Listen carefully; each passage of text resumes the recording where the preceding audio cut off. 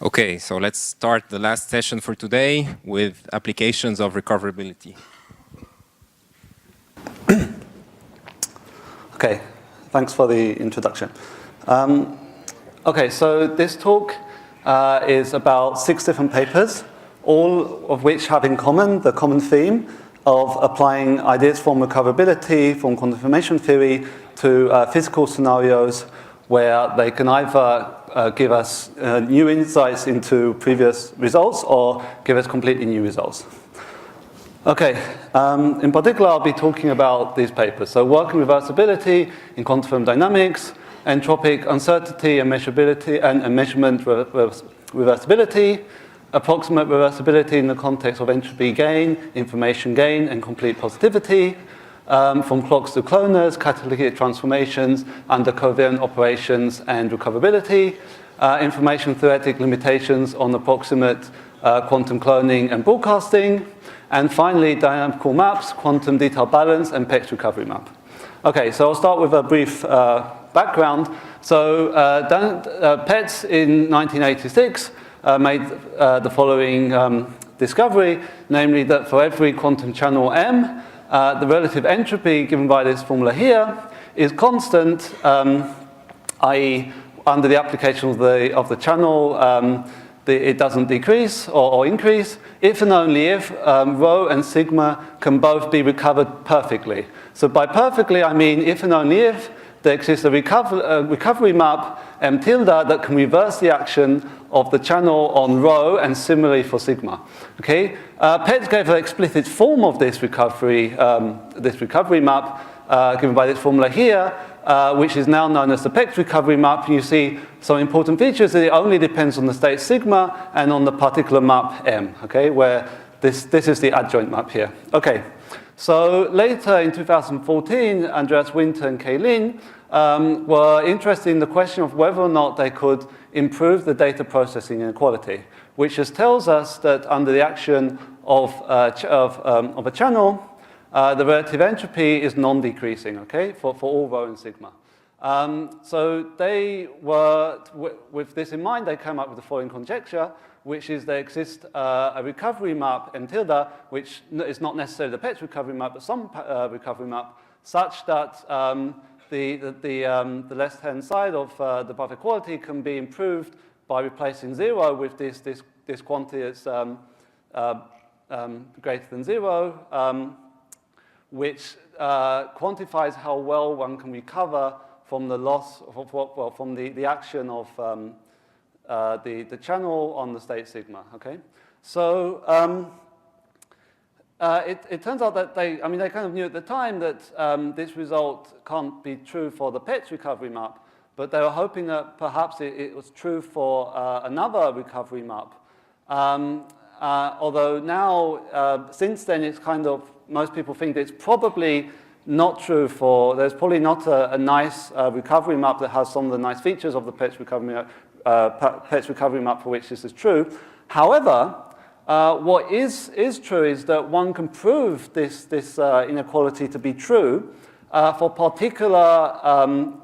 particular channels M, okay? So if there's some physical constraint on the channel, then under certain circumstances, we can prove it's true. And when we can prove it's true, we can actually improve upon lots of previous results, okay? And that will be one of the main parts, themes during this talk, where we'll show in circumstances for which it's true and for which we can improve, okay? And a slightly another theme is people have also been asking the questions that, okay, well, if we can't prove this conjecture, can we prove a slightly weaker version, which is true, which is provedly true for all maps? And there's been a few papers on this by various authors. If you're interested, I recommend you see the talk by David Satter from last QIP. But the basic result was that there does exist a universal Petz recovery map for which this is true, but now rather than the relative entropy, we have to replace it with -2 log the fidelity, okay, which is a slightly weaker constraint.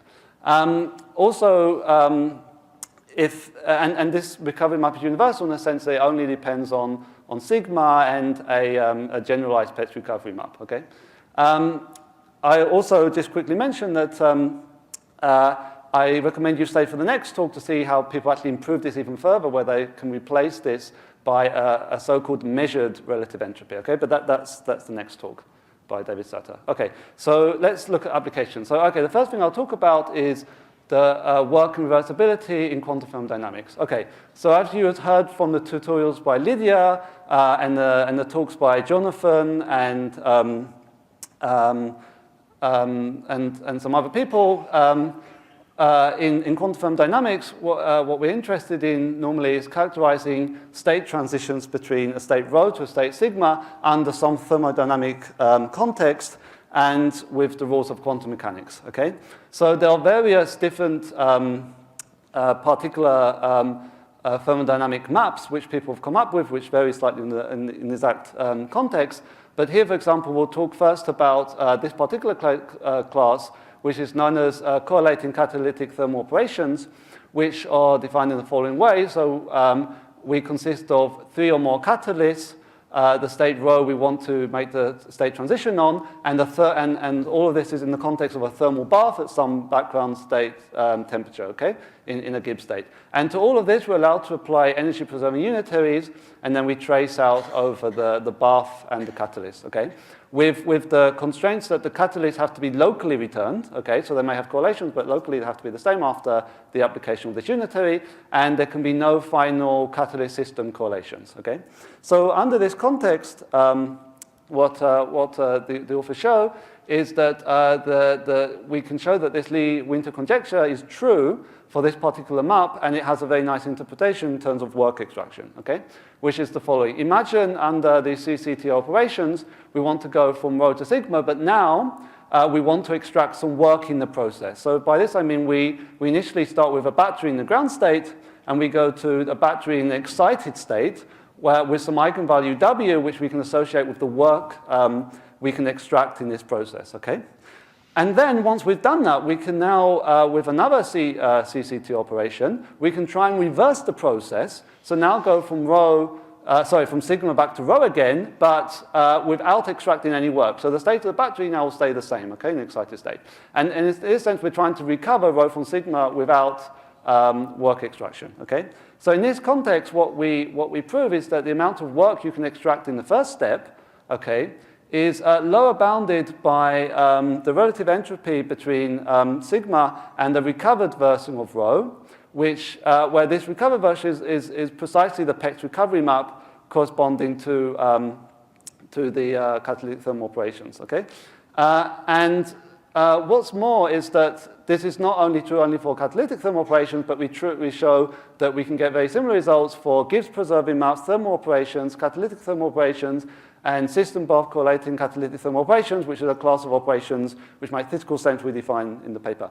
What's also very interesting here is that within every particular class of operation, the recovery map also belongs to that particular class, okay? So everything in that sense is self-contained. Okay, so now talk about the next application, which is entropic uncertainty and measurement reversibility. Okay, so entropic uncertainty relations with quantum side information relate entanglement, uncertainty, and measurement disturbance, okay?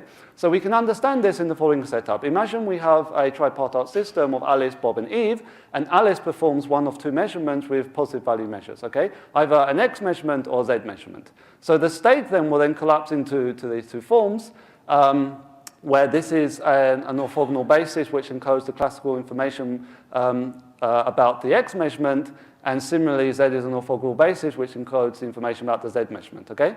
When either one is performed, okay? Okay, so in this context, it's well known that the following inequality, which tells us that the conditional entropy on Alice's system after the X measurement is performed, given the knowledge of Bob's system, plus the conditional entropy on Alice's system after a Z measurement is performed, given the knowledge of Eve's system, is lower bounded by this term here, where C is just a maximum of the positive value measures of either measurements in the infinity norm and squared. And this quantity is known to be between 0 and 1, okay? So this was already known, but with ideas of recoverability, Mario, Stephanie, and Mark managed to enhance this inequality by adding an additional term on the right-hand side, okay? Where this term is just a fidelity between the initial state of Alice and Bob and the recovered version of the state after Alice has performed the X measurement on Alice and Bob.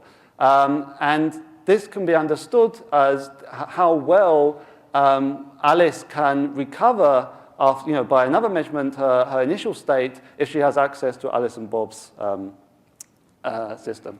So this is normally interpreted as a trade-off between Bob's ability to predict the outcome of the X measurement given access to his own system versus the ability of Eve to predict the outcome of the Z measurement given access to her system. And what this does is adds to the picture an additional term which captures the ability of Alice to recover her state with a measurement, basically to undo her measurement if the X measurement is performed. Okay. Okay, so the next application is an approximate reversibility in the context of entropy gain, information gain, and complete positivity. So entropy is non-decreasing under unital maps. We all know that due to the DPI, the data processing inequality. But what they do is that they have a new bound which basically proves that the Lee-Winter conjecture is true for unital and subunital maps, which allows one to enhance this. So basically what they show is that the entropy production due to the map, which is this quantum on the left-hand side, is lower bounded by the relative entropy between rho and a recovered version of rho after the application of the unital or subunital channel, okay? And this recovery map here is, again, it's the Petz recovery map, okay? So they basically prove the Lee-Winter conjecture is true here, okay? Okay, so Bose-Fermi's interpretation of this is that it's a strengthening of the second law for adiabatic processes. Or in other words, that not only is the entropic adiabatic process necessarily reversible, but also an almost isentropic adiabatic process is almost reversible. Some applications of this are in the context of bosonic channels, where we can quantify how well an amplified channel can reverse the action of a attenuator channel and vice versa. So for full details, recommend you look at the paper. Okay, so the next paper I want to talk about is from clocks to cloners, analytic transformations under covariant operations and recoverability. So what is the context here? The context is that of the resource field of asymmetry. Okay, so within this resource field of asymmetry, we have maps which are called covariant, which are simply, you can understand in the following way. So associated with the symmetry, we have a symmetry group G, and we can construct the unitary representation of the group elements, which are, I denote here UG, and then the map epsilon is covariant if it commutes with the action of all the group elements, okay, in the unitary representation. So when that's true, it's called covariant. Likewise, a state is called symmetric when it commutes, when it's invariant under the unitary transformation given by the unitary representation of the group elements, okay? So in this context, what people are generally interested in is understanding state transformations from, say, from rho to sigma. However, under these covariant channels. However, if the state rho is symmetric, and sigma is asymmetric, then this transformation is impossible with covariant channels. This is analogous to saying in the resource theory of entanglement that if you have a state that has no entanglement, then you cannot create a state with entanglement under LOCC, okay? So in the same way that entanglement is a resource, in this theory, asymmetry is a resource, okay? However, we would still like to make these transformations happen, so how can we try and get around this limitation? Well, we can add what's called a catalyst to the picture, okay? And then when we do so, if this catalyst has some amount of asymmetry, then this transformation should be approximately possible. It won't be completely possible because we want the catalyst to return the initial state. But if it's almost returned, it should be approximately true. So what are the motivations for this? Well, this has applications in reference frames when the catalyst represents a reference frame. For example, it could be the reference frame of the orientation of a qubit Or it could also be a reference to time, okay? A reference frame for time. Other applications include cloning, where the catalysts represent the states you want to clone. And we'll talk more about this in the next paper, okay? So what do the guys achieve here? So what they do is, for that I have to introduce first a measure of asymmetry, namely the relative entropy of asymmetry, okay, which is defined as follows. So you take your state, you calculate the relative entropy between your state and symmetric state, and then you take the infimum over all symmetric states, okay? So what they basically show is that the fidelity to which you can achieve this transformation is related to what is the increase in relative entropy from the desired transformation, okay? Or more explicitly speaking, if rho is symmetric, then the fidelity, there exists a covariant map such that the fidelity between the output and the input of the map is lower bounded by this quantity here, where this is simply the change in the relative entropy of asymmetry between the desired, well, the initial state and the desired final state, okay? So the one you would like to achieve. Okay. So what are the salient features here? Well, one interesting thing is that the covariant, up to covariant rotations in the input and output state, the covariant map here is exactly the Petz recovery map, okay? So this is an application of recoverability to get this result, okay? One other interesting thing we see that in order to characterize this fidelity, we only need one particular measure of asymmetry, okay?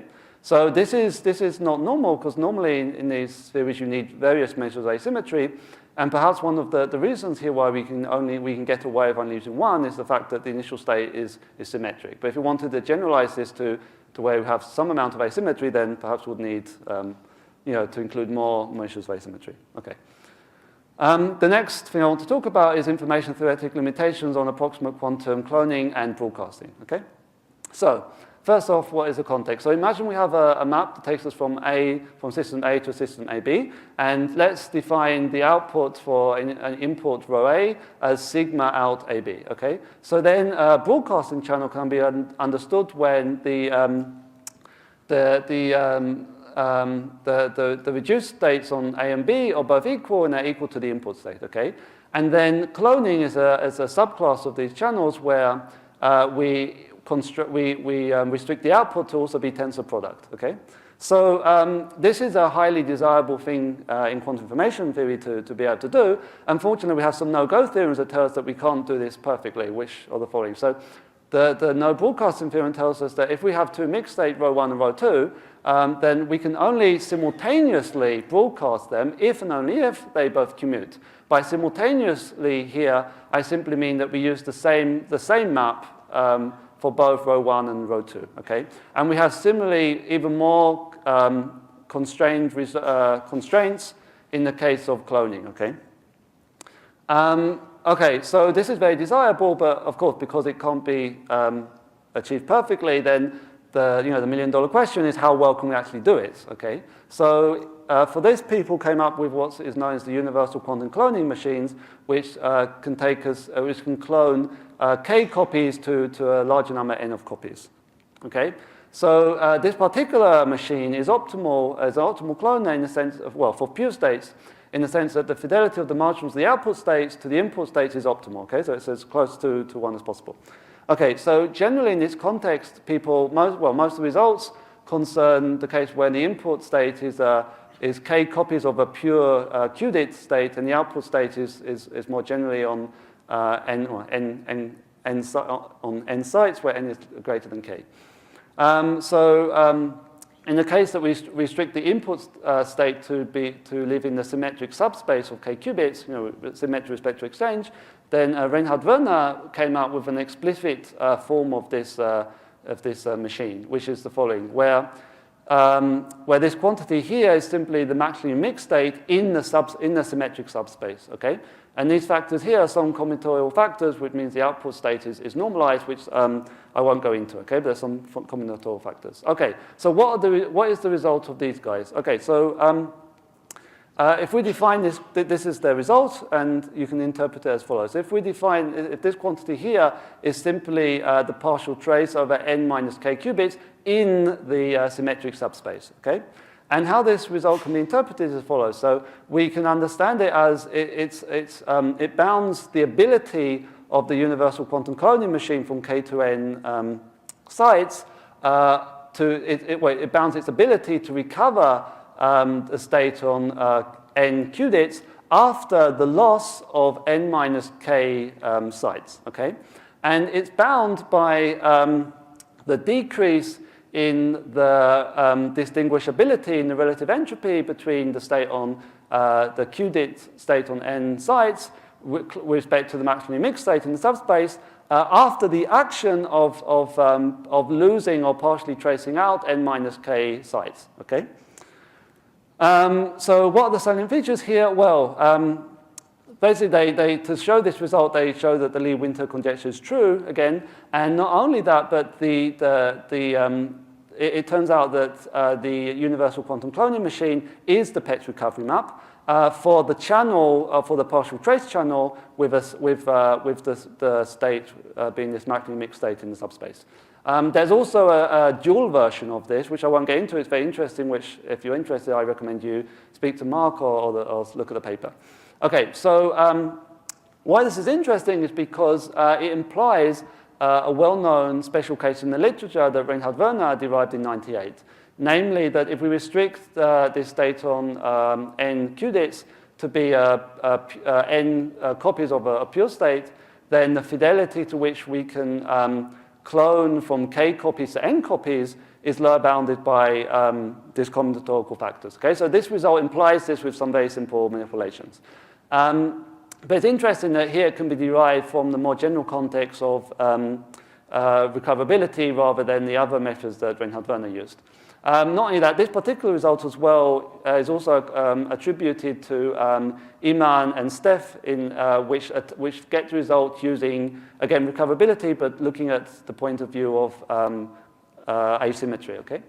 Yeah, so I say see the paper for more details. Okay, so the last thing I want to talk about is dynamical maps, quantum detail balance, and Petz recovery map. Okay, so the context is that whenever you have quantum system interacting with an environment and the interaction is Markovian, then we can describe the dynamics of the system as an open quantum system with a one-parameter dynamical semigroup, okay? Which generically have this type of form where sigma accounts for the unitary part of the dynamics, and L here accounts for the dissipative part of the current, the dissipative parts of the dynamics, where we have information loss and irreversibility.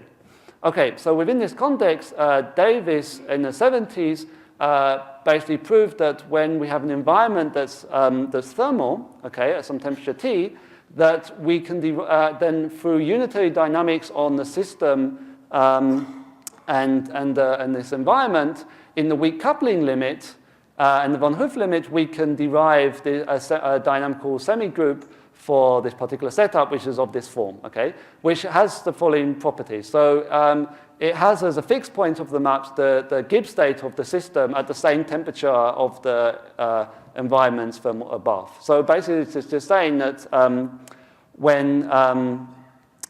so this is just basically saying that when you're in thermal equilibrium with the bath, then that's a fixed point of your map. So it's kind of to be expected. Also, another property that this map satisfies, known as quantum detail balance, which Alicki derived in the 70s, which I won't go into the exact form, but basically it's a constraint on the dissipative part of the dynamics, which basically constrains you in the sense that if your state of the system is this thermal state, okay, then the probability of any transition with the bath is equal to the probability of the reverse process, okay? So this is basically some kind of stability condition that when you're thermal, then you stay thermal.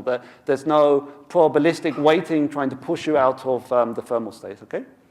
So in this context, what people are very interested in is something called entropy production, which can be understood in the following setting, that because the initial state of the system is not necessarily thermal, then it will try to reach equilibrium with the bath, and in doing so, you'll get entropy production, okay? So this entropy production can be characterized by the difference in free energies of the initial state of the system and the state and the free energy of the system at time t, and this is roughly approximately equal to the difference in increasing entropies of the bath in the system at time t. Okay, so in this context,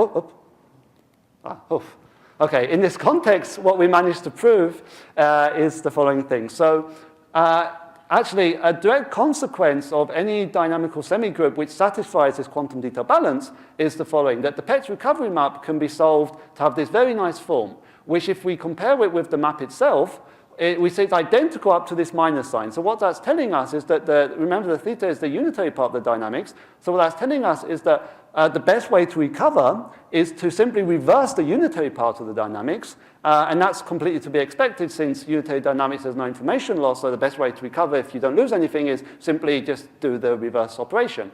However, what is a bit surprising perhaps is that for the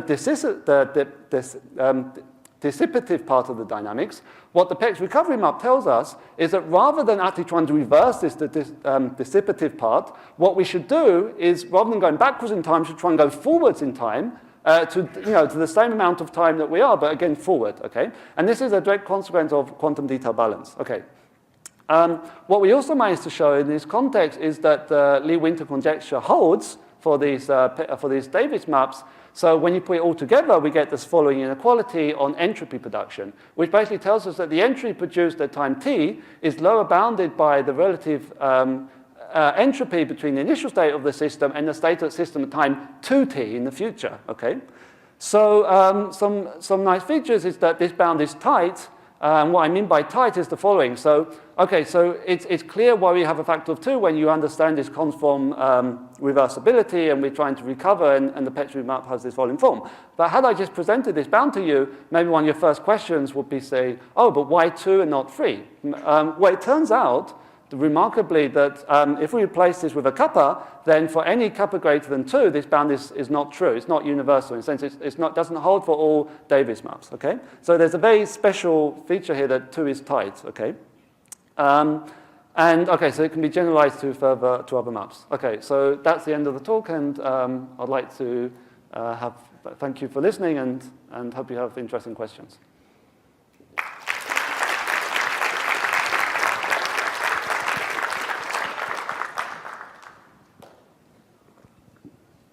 Questions?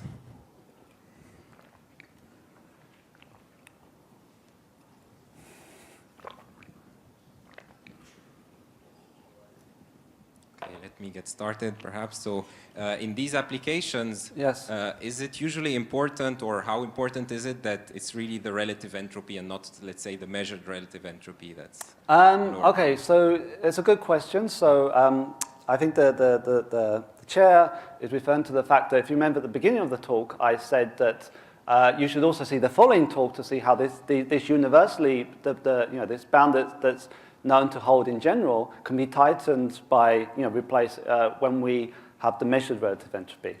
And then the question is, can all these results be improved even further if we use the measured relative entropy, which is known to be true?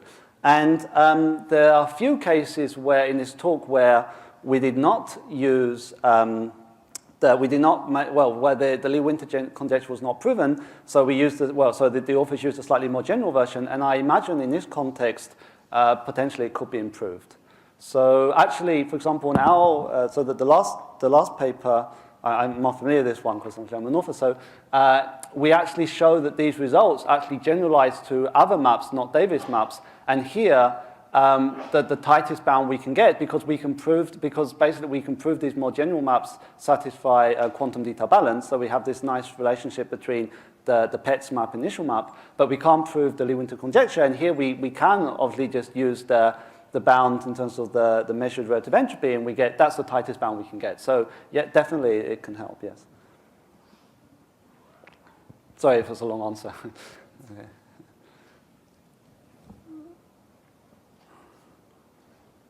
Other questions?